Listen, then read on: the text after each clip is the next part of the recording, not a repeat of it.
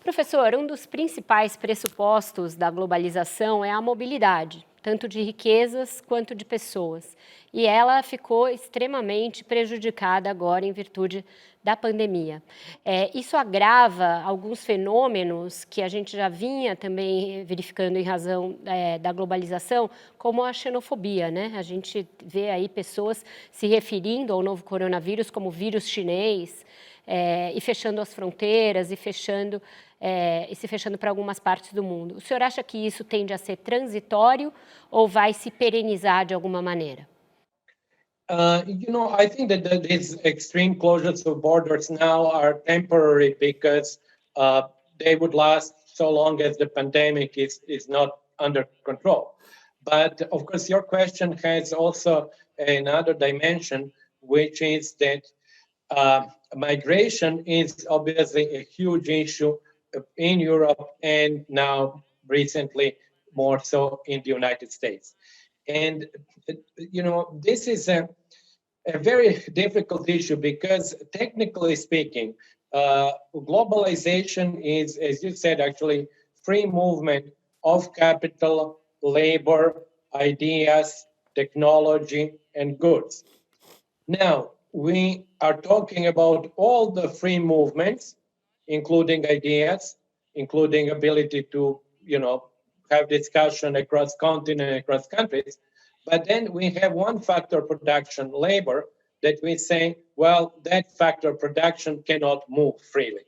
So there is, at the heart of globalization, there is an inherent contradiction between the fact that globalization should include movement of labor and the resistance of rich countries to accept more labor coming from poor countries. Even people like, and I quoted John Rawls quite a lot in my book. I have to check how many times I did quote him. But for example, John Rawls was very liberal and very even socialistic in his view of the organization of individual societies, was somebody who was against movement of labor driven by economic factors. So many people are very skeptical and they're against migration. And sometimes, of course, the extreme form of being against migration becomes a xenophobic type of reaction.